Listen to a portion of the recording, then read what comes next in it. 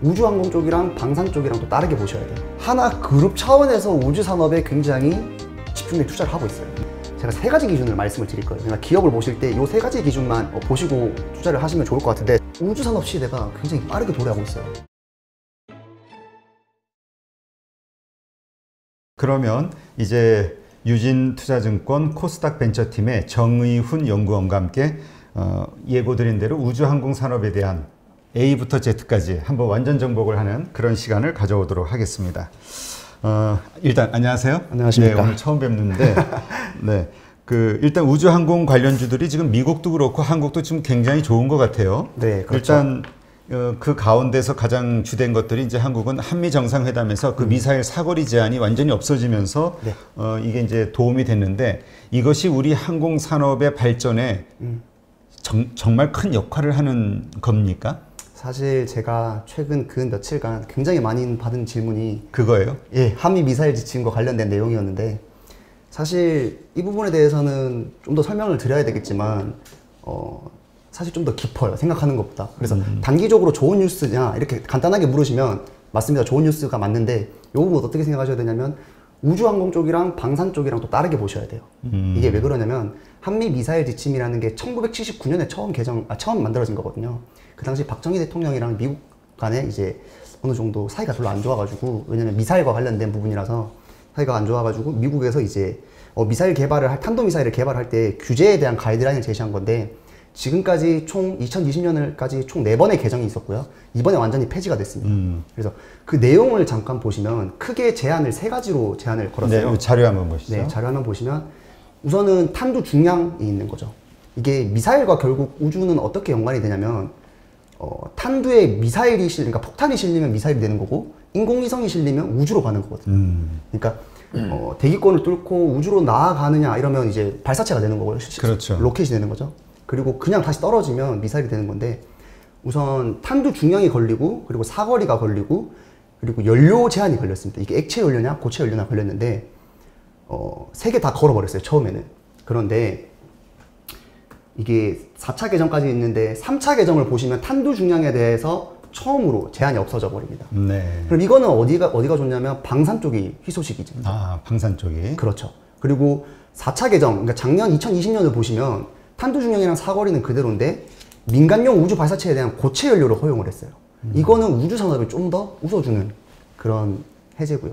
그리고 이번에 완전히 지침이 폐지됐다라는 거는 결국에는 사거리가 없어진 거랑 마찬가지거든요. 네. 그러면 방산에게 좀 더 웃어주는 뉴스이다. 그럼에도 불구하고 어쨌든 미사일 기술 자체는 큰 차이가 없기 때문에 우주 산업에도 굉장히 긍정적인 뉴스다, 이렇게 보시면 될 것 같아요. 그러니까 이게 우리가 우주항공 주라고 보통 이야기하면 네. 나오는 주들이 보통 뭐 LIG 넥스원, 인텔리안 테크, 세트레가이, 뭐 AP 위성,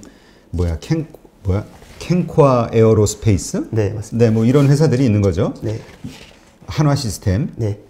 이게 지금 외국에 있는 회사하고 같이 있는 국내 기업들이죠, 다. 다 국내 기업들입니다. 네.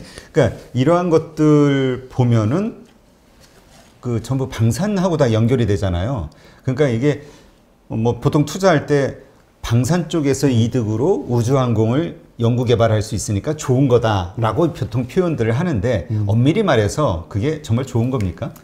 그러니까 이게 좀 많이들 오해하시는 부분들이, 이제 우주항공에 대한 사실 정보가 많이 없어요. 그래서 투자자분들도 여기에 대해서 정확하게 구분을 안 짓는 경우가 대부분인데, 사실 방산이랑 우주항공이랑은 조금 다르게 보셔야 돼요.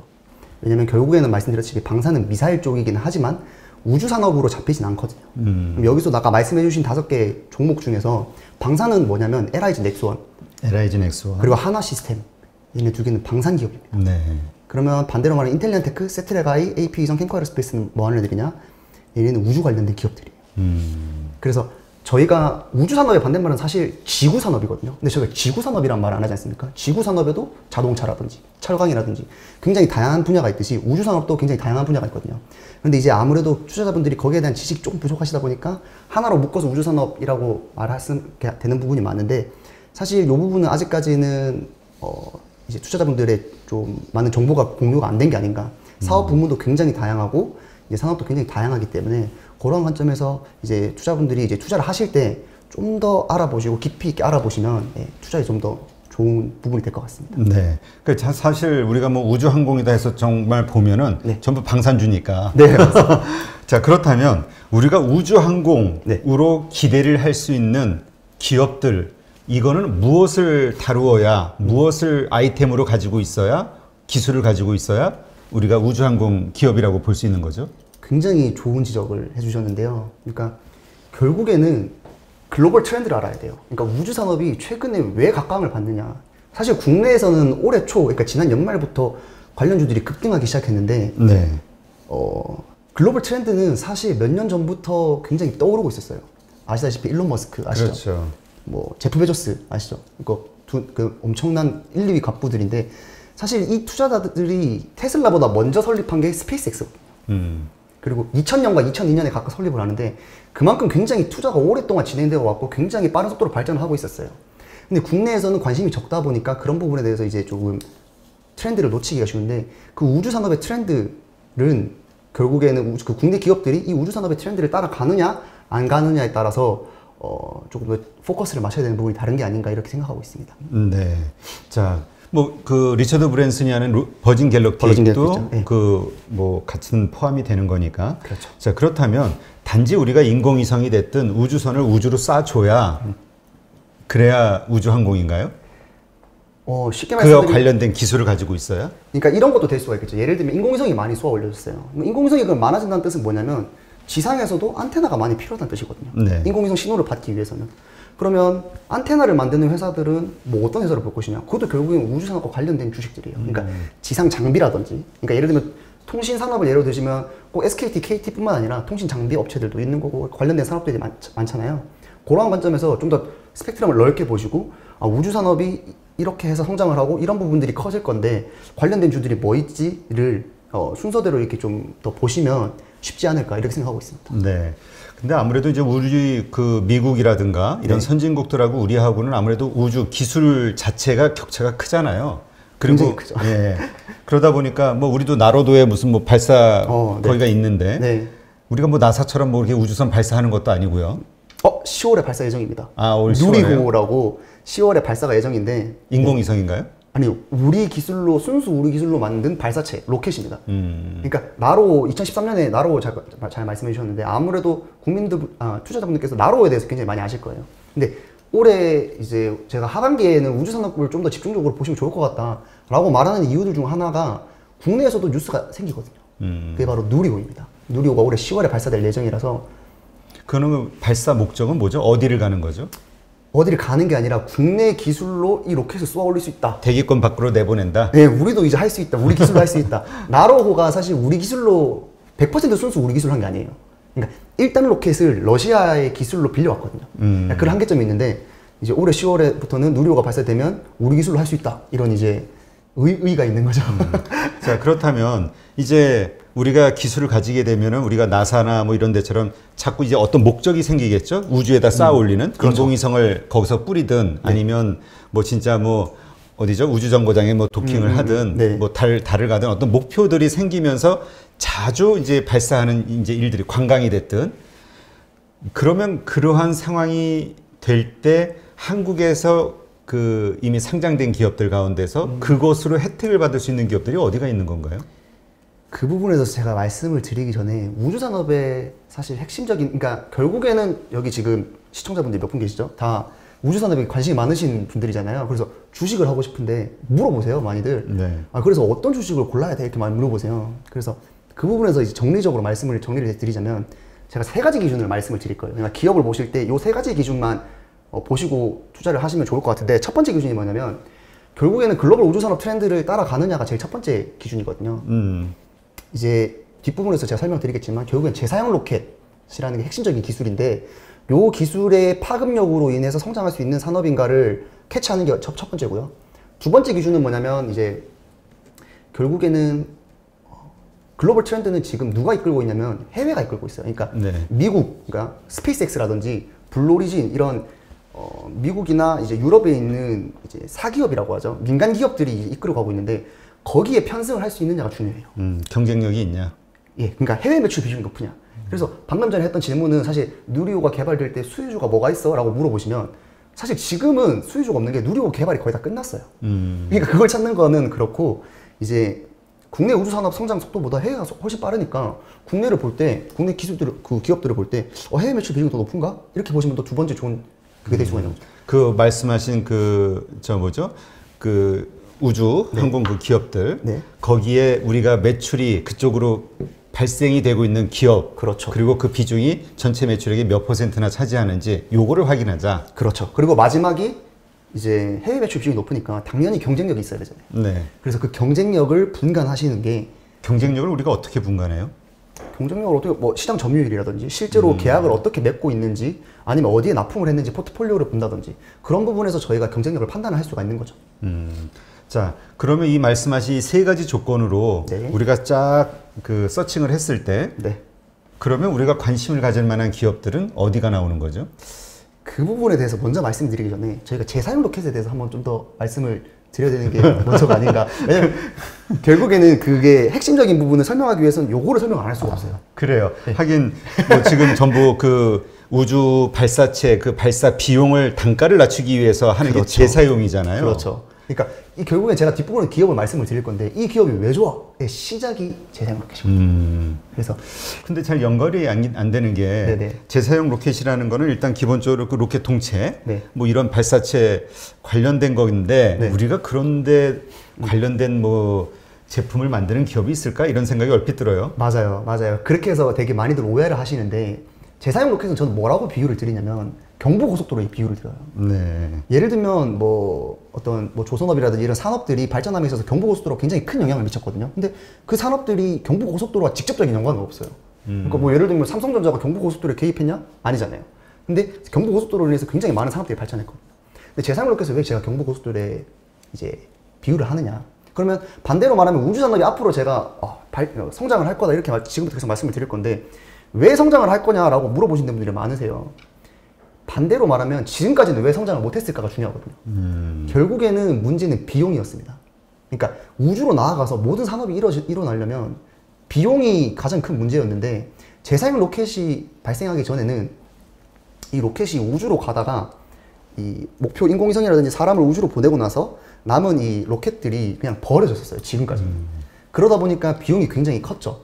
근데 그렇죠. 재사용 로켓은 요거를 재활용을 해가지고 이제 비용을 줄이기는 게 기술의 핵심이거든요. 그러니까 좀 더 비유적으로 말씀드리면 저희가 서울에서 부산을 가는데 항공료가 한 3만 원, 5만 원 하나요? 근데 만약에 한 번 타고 비행기를 버린다. 이러면 항공 산업 자체가 발전이 안 되겠죠. 그렇죠. 재사용 로켓도 그런 관점에서 보시면 될 것 같아요. 네. 자, 그렇다면 그러한 그러니까 재사용 이런 네. 로켓 관련된 부분과 우리가 연계되는 국내 기업이 있다면 네. 어디가 있는 거죠? 재사용 로켓이 일단 재사용 로켓과 관련된 부분을 보셔야 되고요. 재사용 로켓으로 커지는 산업과 관련된 부분도 보셔야 되는데 그로 인해 파생되는 네, 1차적으로 재사용 로켓과 관련된 기업들이 뭐가 있느냐. 대표적인 경우가 캔코어 에어로스페이스가 있습니다. 그러니까 이름이 좀 어려운데 캔코아 에어로스페이스. 네, 캔코어 하나 에어로스페이스는 좀 많이 들어봤는데. 네, 처음 들어보셨죠? 네. 캔코어 에어로스페이스라는 기업이 있는데 이제 그냥 이제 미국 자회사를 두고 원래는 민항공기 파츠를 생산하던 기업이었어요. 그러니까 민항공기에 들어간 파츠를 생산하는 기업이었는데 미국의 두 개의 자회사는 이제 우주 항공과 관련된 부분도 같이 생산을 하고 있는 기업입니다. 그래서 미국 시장이 이제 커지면 뭐 이제 같이 수혜를 받을 수 있는 종목이긴 한데 이제 그러한 관점에서 재사용 로켓과 직접적인 연관은 캔코어 에어로스페이스와 관련이 있다 이렇게 보시면 될 것 같고 파생적인 산업은 또 뭐가 있느냐 결국 재사용 로켓이 발전한다는 거는 우주로 진입하는 비용이 줄어든다는 걸 의미하거든요. 네. 그럼 어디가 과연 커질까요? 글쎄요. 인공위성 시장이 전 제일 먼저 커질 거다 이렇게 보고 있거든요. 근데 지금 네. 그 일론 머스크가 지금 추진하고 있는 게 전 네. 지구를 인공위성으로 감싸가지고 통신을 뭐 장악하겠다 이런 거 아닙니까? 맞습니다. 그런데 인공위성 종류가 여러 가지 종류가 있어요. 근데 그 중에서 하나가 통신위성인데 일론 머스크가 하겠다는 것은 이제 통신 산업인 거죠.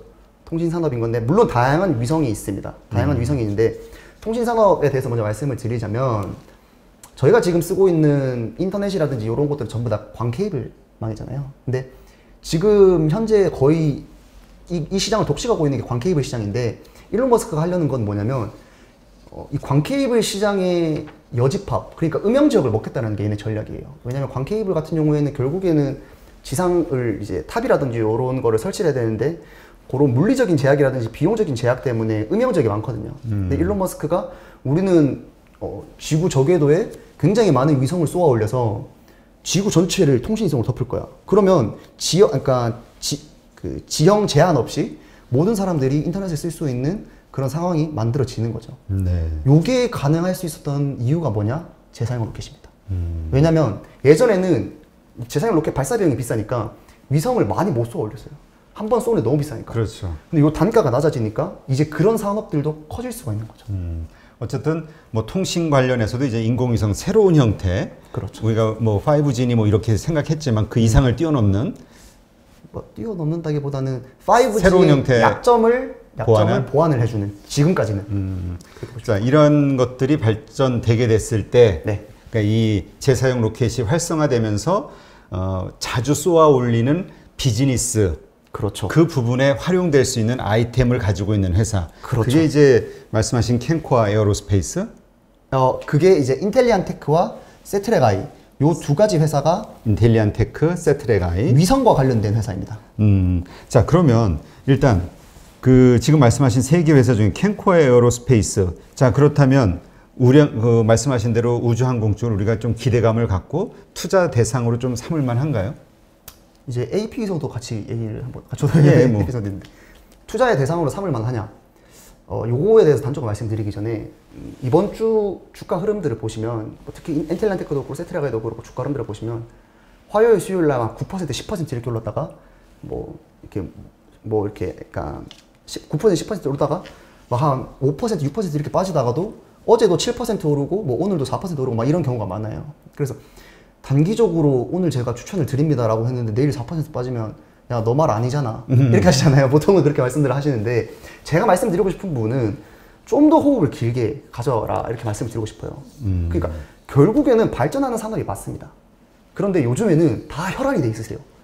야, 단기 테마주로. 네. 야, 저거래 이러면 저걸로 확 몰렸다가 아니야, 이거래 이러면 확 몰리거든요. 그러면 결국에는 10,000원에서 20,000원으로 가는 회사인 건 맞는데 그 사이에 30,000원을 찍고 내려갈 수도 있고 이렇게 변동성이 있는 부분은 맞거든요. 그러니까 이거를 네. 우리가 단기적 테마 관점으로 이 우주항공을 바라보지 말고 그렇죠. 장기 투자한다는 생각으로 저점 매수를 이렇게 나눠서 하자. 장기보다 중기. 왜냐면 중기. 올해 하반기부터 저는 다시 이 부분이 굉장히 포커스가 될 거다 이렇게 말씀드리고 싶거든요. 그러니까 중기라면 올해 안으로 이제 뭐 아까 10월 달에 그 무슨 호? 누리호도 이제 발사되고 하니까 로켓이. 네. 그때 이제 이 이슈가 불거지면서 상당히 상승할 수 있는 여력이 있다. 국내 이슈뿐만 아니라요. 해외에서도 실제로 스타링크 아까 전에 말씀하신 스페이스X 그러니까 일론 머스크의 스타링크가 실제 서비스가 시작이 됩니다. 본격적으로. 그리고 뭐 원앱이라든지 이런 애들도 이렇게 실제로 시작이 되기 때문에 굉장히 빠르게 성장하고 있다 이렇게 보죠. 그러면 그 말씀은 우리가 지금 잘 낮은 가격에 네. 그러니까 올라갈 때 지금 막 그 테마가 형성돼서 올라갈 때 따라가는 게 아니라 네. 이게 꺼졌을 때 이렇게 저점에서 사서 네. 올 연말을 바라보고 투자를 하는 게 중기적 관점으로 필요하다 이 말씀이잖아요. 그렇죠. 그 얘기는 그럼 금년 연말에는 다 팔아야 된다 이렇게 봐야 되나요? 아니죠. 계속 장기적으로 가져갈 수 있다? 그렇죠. 왜냐하면 결국에는 말씀드렸 성장하고 있는 시장이에요. 성장하고 있는 시장에서 이제 초입 단계에 있는데 단기의 변동성이 너무 크다고 해서 그러니까 이거를 이제 중장기적으로 보고 말씀하시는 것도 예를 들면 오늘 샀는데 내일 많이 빠졌어요. 그렇다고 해서 내일 바로 사지지 마시고 좀 더 기다려봤는데 한 달 정도 몇 주를 며칠을 더 기다려봤는데 더 빠졌다. 그러면 거기에서 내가 생각했던 것보다 많이 이제 저점 매수가 왔네. 이렇게 해서 한 번 더 사시고 그렇게 하면 훨씬 더 좋다는 거죠. 그렇다면 우리가 이제 그렇게 이 테마주를 좀 이렇게 몇 달이고 이렇게 좀 길게 가져가기에는 네. 많은 분들이 두려워하는 게 뭐냐면 보통 이런 기업들은 돈을 못 번다라고 생각을 하고 있거든요. 그러니까 우주항공 미래에 대한 기대감은 맞습니다. 있으나 네. 지금 당장 돈 버는 거는 별로 좀 어렵지 않냐. 그렇다면 위험하지 않냐. 그런 부분에서도 제가 말씀드리고 싶은 부분은 제가 목표 주가를 낸 기업이 두 개가 있어요. 인텔리안 테크와 세트레가이가 있는데 얘네가 돈 못 버는 기업 아니야 이렇게 물어보시는데 돈 잘 벌고 있어요. 아, 그래요? 얘네 돈도 잘 벌고 있어요. 일단 우리 네. 좀 구체적으로 네. 일단 인텔리안 테크라는 기업 먼저 어떤 기업인지 그리고 네. 그 컨디션을 좀 얘기해 주세요. 말씀을 드리겠습니다. 인텔리안 테크는 원래는 뭐 하던 애들이었냐면 뭐 하는 애들이냐면 좀 그런가요? 그러니까 뭐 하는 기업이었냐면 해상용 안테나를 만들던 애들이었어요. 그러니까 배에서 이제 가는 해상용 안테나를 만들던 기업이었는데 원래 해상용 안테나, V셋 안테나 시장에서 전 세계 글로벌 1, 2위를 다투고 있던 회사였습니다. 실제로 성장률도 좋고 굉장히 성장하고 있는 회사였는데 요 몇 년, 한 1, 2년 사이에 저궤도 위성 사업이 굉장히 떠오르면서 제가 아까 말씀드렸지 않습니까? 이 위성이 굉장히 많이 발사되면 그에 따른 필요한 게 뭐냐면 안테나가 또 필요하거든요. 그러면 대표적인 경우가 지금 스타링크와 원앱 이런 회사들이 들 수가 있는데 원앱이 그런 생각을 한 거예요. 우리가 실제로 막 몇백 개를 쏘아 올리고 이제 올해 하반기, 그러니까 이제 가을쯤 돼서 하반기부터 서비스를 시작할 건데 이거 안테나도 필요한 거 아니야? 서비스 지역이 넓어지면 넓어질수록 안테나 누가 잘 만들지 이러고 찾다가 찾은 회사가 인텔리안테크거든요. 그래서 단독 계약을 맺었습니다. 그럼 제가 반대로 여쭤보면 분명히 서비스 지역은 위성을 쏘면 쏠수록 넓어질 건데 넓어지면 뭐가 더 필요할까요? 안테나가 더 필요하겠죠. 네. 그럼 이제 거기서 좀 더 성장을 이룰 수 있다. 그런데 얘네가 본업이 해상용 안테나가 안 하느냐? 그것도 아니에요. 그것도 같이 하면서 이것도 같이 하고 있는 거기 때문에 좀 더 숫자가 안 나와서 불안한 거 아니야? 라고 생각하시는 분들한테는 안정적이 될 수가 있죠. 네. 반대로 세트랙 아이도 말씀드려도 될까요? 네네. 세트랙 아이는 원래 아니요. 근데 그 전에 인텔리안테크에 대해서 마무리 짓고 세트랙 아이 가자고요. 네. 자, 근데 그 최근에 뭐 700억 규모의 유상증자 발표가 있었나 보죠? 맞습니다. 지난주였나요? 네, 금요일 날 이제 실적 발표와 함께 유상증자를 발표를 했죠. 발표를 했는데 뭐 유상증자 내용에 대해서 설명을 좀 더 드릴까요? 아니면 간단하게. 네, 그냥 유상증자에서 정도. 네, 이제 내용들을 잘 보시면 뭐 운영 자금에도 얼마가 좀 더 많이 200억 들어가고 시설 자금 들어가고 그런 부분들이 있는데 M&A 자금도 들어가고 이렇게 들어 있는데 그 내용들을 살펴보시면 결국에는 투자적인 요소가 많아요. 그러니까 우리가 뭐 빚을 탕감한다던가 아니면 뭐 운영 자금을 뭐 이렇게 좀 직원들 뭐 그런 부분을 한다는 게 아니라 R&D 비용, 게이트웨이라는 새로운 안테나를 개발을 하고 그러니까 성장 부분에 돈이 쓰여진다? 그렇죠. 그래서 사실 첫날에 금요일 날 이걸 잠깐 나고 발표를 했는데 월요일 날 마이너스 10%를 찍고 마이너스 4%까지 올라왔어요. 그리고 그 연이틀간 10%가 올랐거든요. 결국엔 주주들도 이제 투자자분들도 그렇게 반응을 한 거죠. 근데 그만큼 변동성이 크다는 거는 또 안정적이진 않으니까 신규 투자자의 관점에서는 상당히 그 타이밍을 잘 봐야겠네요, 이게. 공부도 많이 하셔야 되고 타이밍도 잘 보셔야 돼요. 일단 돈을 벌고 있는 회사인가요? 흑자 회사입니다. 흑자 회사인데 2020년도에 그러니까 지금은 저궤도 위성통신과 관련된 매출이 안 나오고 있어요. 왜냐면 원앱이 올해 하반기부터 이제 사업을 진행할 거라고 했기 때문에 하반기부터 이제 매출이 인식이 되는데 지금까지는 올리 해상용 안테나만 나옵니다. 매출이 나오는데 문제는 2020년도에 코로나 때문에 해상용 선박 시장이 확 죽었잖아요. 그래서 인텔리안테크도 실적이 같이 안 좋아지긴 했어요. 물론 흑자지만. 그런데 이제 코로나 이런 매크로적인 부분을 제가 언급드리긴 뭐하지만 코로나가 이제 좀 더 가라앉고 해상용 선박이라든지 이런 선박에서 안테나 수요가 올라가면 인텔리안테크는 해상용 안테나 시장도 같이 성장을 하고 그리고 저궤도 위성 안테나도 같이 성장을 하는 그런 동반 성장할 수 있는 기업이다 이렇게 말씀드리고 싶어요. 네. 그렇다면 지금 이 인텔리안테크에 대해서 네. 하우스 그 목표 주가는 어때요? 68,000원입니다. 근데 지금 넘었죠. 근데 지금 73,300원이네요. 오늘 최고가 네. 73,300원까지 찍었던 거고 종가는 제가 잘 모르겠고 네. 하여튼 그렇다면 이미 오버인데 그럼 다시 뭐 상향 조정을 한다든가 뭐 다시 보고서 이렇게 작성이 들어가나요? 아니면 제가 지금 그거를 말씀을 드리는 거는 좀 법적이 좀 어긋나는데 컴플라이언스 이슈. 그러니까 제가 감히 말씀드릴 수 있는 부분은 이 회사를 목표 주가가 올랐는데 투자 의견은 바이라는 점이에요. 그럼 제가 왜 투자 의견을 내렸느냐? 두 가지 이유가 있는데 첫 번째는 제가 1분기 그러니까 유상증자 때문에 내리고 뭐 그런 부분보다는 첫 번째는 뭐였냐면 결국에는 해상용 안테나 수요 회복이 생각보다 더딘 거예요. 그러니까 그 내린 이유를 잘 보셔야 돼요. 해상용 수요 회복이 생각보다 느린데 그런데 이제 투자자분들은 오히려 제 생각보다 해상용 안테나 수요 회복은 결국엔 될 일이고 결국에는 저궤도 위성통신에 대한 좀 더 희망을 가져야 되는 거 아니야? 라는 부분에 대해서 좀 더 힘을 실으신 거죠. 투자자분들께서는. 근데 그 부분을 좀 더 유념하고 보시면 좋을 것 같아요. 네, 알겠습니다. 자, 그 다음에 이제 그 우주항공 기업으로 선택하신, 소개하신 세트랙 아이. 세트랙 아이는 어떻습니까? 세트랙 아이 사업 설명 먼저 해드릴게요. 네, 간단하게요. 네. 세트랙 아이는 인텔리안테크랑 전혀 다른 기업이에요. 전혀 다른 기업인데 왜 그러냐면 세트랙 아이는 인공위성을 직접 만든 애들이에요. 인텔리안테크는 안테나를 만드는 회사라고 말씀드렸잖아요. 세트랙 아이는 이 인공위성을 직접 만드는 회사인데 예전에 우리별 연구 막 이렇게 해가지고 실제로 카이스트에서 이제 연구진 분들이 설립한 회사인데 예전부터 꽤 오랫동안 인공위성을 만들어 왔는데 어떤 인공위성을 만드냐면 관측위성을 만드는 애들이에요. 그러니까 통신위성이랑 다르게 관측위성은 뭐냐면 쉽게 말해서 우주에서 지구로 사진을 찍는다 생각하시면 됩니다. 뭐 뉴스 같은 데 보면 북한의 뭐 핵실험을 미국의 관측위성으로 포착을 해서 뭐 대북 제재를 간다 안 한다 뭐 이런 내용이 있잖아요. 네네. 그거 만드는 회사가 세트레가이입니다. 네.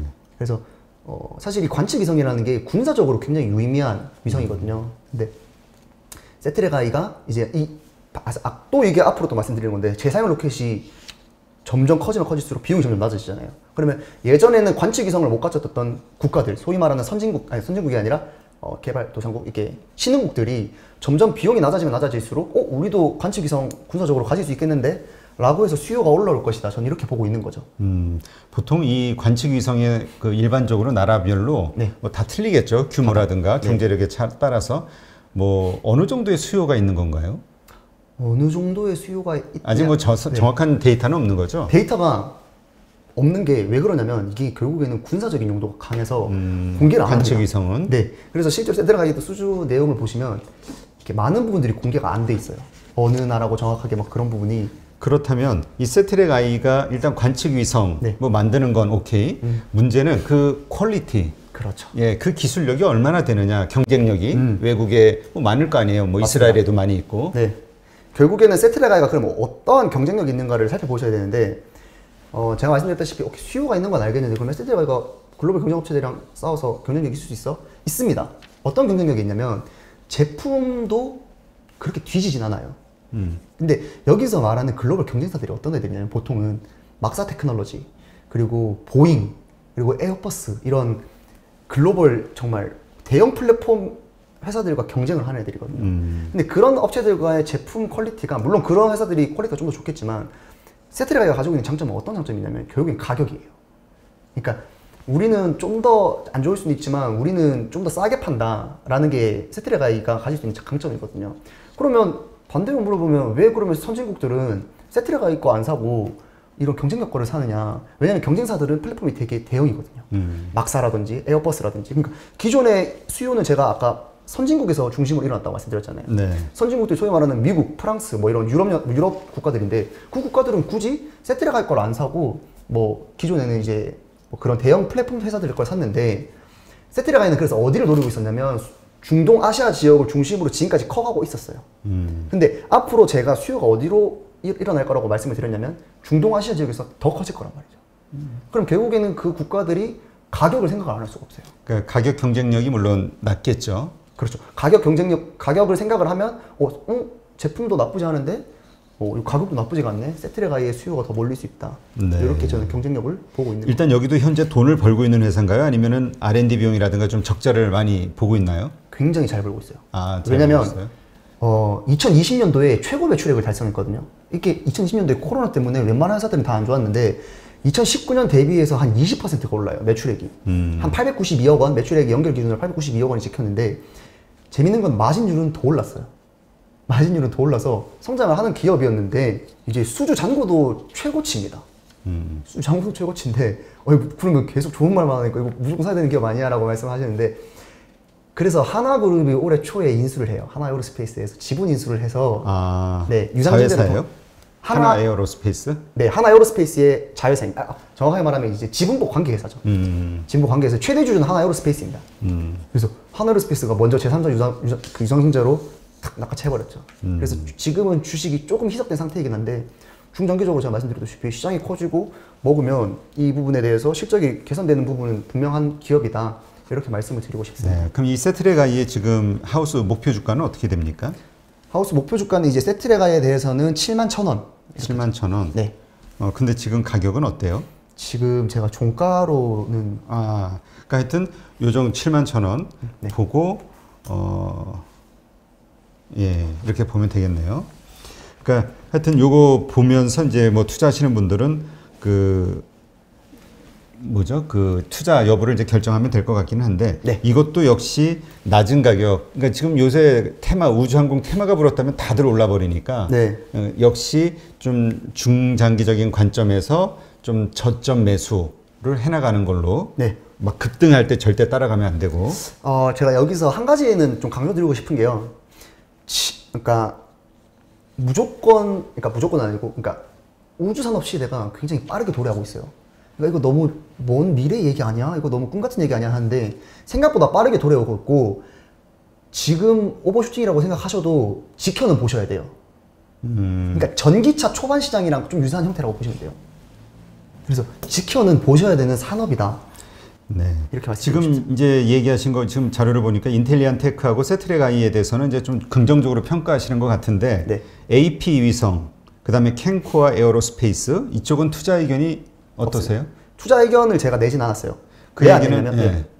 말씀 드렸습니다. 아니 왜 안 냈죠? 왜 안 내냐면 아까 이제 대표님께서 질문하셨던 부분이랑 똑같은 회사인데 투자자들은 그런 불안감이 있어요. 이거 숫자가 안 나오는데 이거 적자 기업. 적자 기업은 캔코 에어로스페이스 적자 기업이고 AP성은 적자 기업까지는 아닌데 너무 위험한 종목 아니야라고 걱정하실 수도 계시고, 그리고 단기에 어떤 그런 테마성 바람이 불었을 때 이런 움직임 낙폭이 너무 심하기 때문에 제가 목표 주가까지는 안 냈는데 결국에는 우주산업과 관련된 기업이다라고 소개는 제가 시켜드리고 싶었죠. 일단 그 다음에 이제 많은 분들이 생각하는 거는 한화 시스템 같은 경우도 상당히 좀 유망한 회사 아니냐 이렇게 보는데 투자 의견이 없네요. 하나 시스템은 제가 재밌는 게, 제가 뭐 이런 사실 뭐 이런 말씀 드려도 될지 모르겠는데 세미나를 굉장히 좀 많이 다녔어요. 그러니까 많은 관심을 주셔가지고 세미나 같은 걸 많이 다니면 설명을 드릴 때 어떻게 드리냐면, 그러니까 제가 소개드릴 기업은 5개의 기업이 아니라 4+1이라고 말씀을 드려요. 왜 그러냐면 하나 시스템은 되게 특이한 게 앞에 있는 4개 회사는 제가 우주 회사라고 말씀을 드려요. 근데 하나 시스템은 제가 앞서도 말씀드렸지만 방산 기업입니다.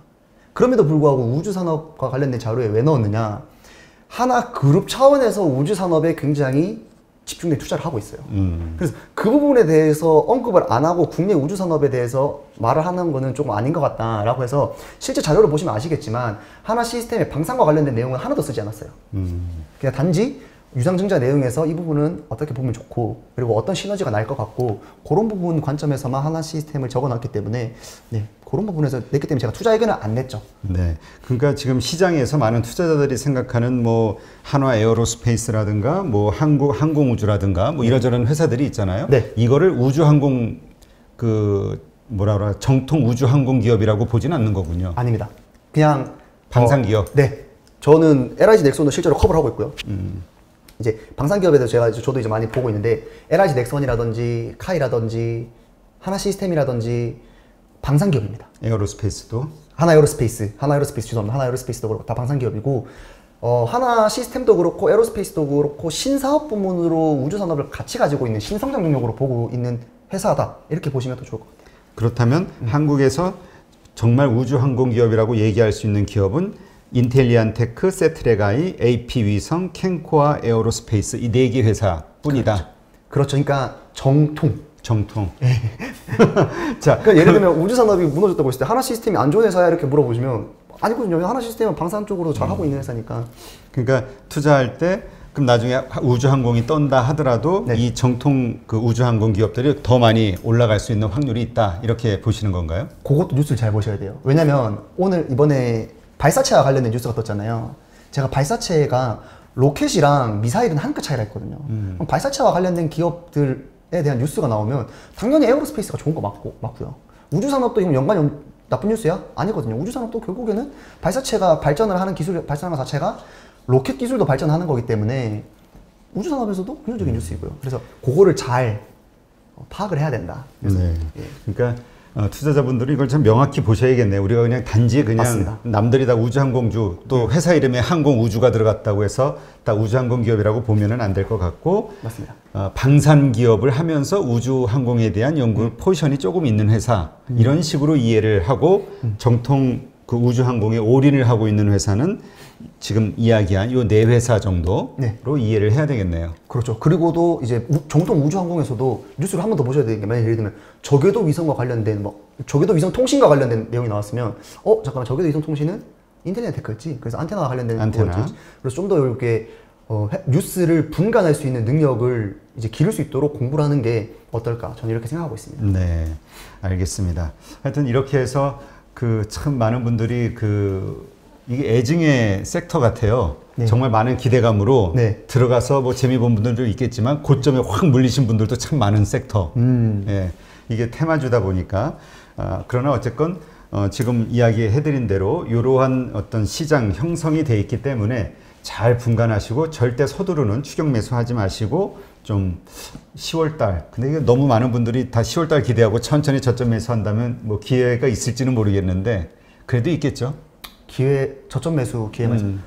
그러니까 저점 매수 기회라기보다는 그러니까 내가 이거를 오늘 먹고 10% 먹고 나와야지 이런 기업이 아니라 그러니까 오늘 그러니까 이거 괜찮아 보이는데 넣었는데 뭐 내일 빠진다고 해서 이렇게 너무 단기에 당황하지 마시고 이제 좀 시간을 장기로도 보시면 안 돼요. 이거 분명히 올해 그러니까 하반기부터는 다시 이 산업을 보셔야 되기 때문에 계속 호흡을 길게 가져간다 생각하시고 계속 지켜보시는 게 투자하시는데 오히려 더 좋을 것이다 이렇게 말씀드리겠습니다. 네, 하여튼 요 얼마 전에 그 버진 갤럭틱 그 쏘아 올린 거 성공하니까 네. 주가가 한 40-50% 반등한 것 같더라고요. 제가 사실 버진 갤럭틱 얘기만 해도 1시간 넘게 말씀드릴 수 있거든요, 나중에. 그런데 그건 그러니까 아니니까. 네. 10월 달에 나로호가 발사 성공이 되고 우리 한국 기술로 만들어진 누리호. 로켓이 네. 누리호. 네. 누리호가 발사 성공이 되고 우주 궤도에 들어가게 된다면 그때 그러한 효과가 다시 한번 나오지 않을까. 근데 이제 그때를 위해서 지금서부터 저점 매수해 나가시는 것도 괜찮지 않을까. 그리고 그 이후에도 계속 성장해 나갈 수 있는 네. 산업으로 우리가 짧게 보지 말고 뭐 길게 볼 만한 산업이다. 맞습니다. 예, 저희가 이제 그렇게 좀 생각을 정리하겠습니다. 네, 오늘 이렇게 해서 그 시장 상황을 좀 여러 가지 살펴봤고요. 뭐 항상 그렇죠. 그 올라가는 종목을 들고 계신 분들이야 뭐 마음이 뿌듯하겠지만 그렇지 않은 분들은 역시 또 착잡하고 요즘 증시가 워낙 횡보장이다 보니까 이럴 때 더 이 마음이 녹아난다라고 얘기하시는 분들이 많더라고요. 힘내시고요. 네, 또 내일 활기찬 내일 맞이하시기 바랍니다. 수고하셨습니다.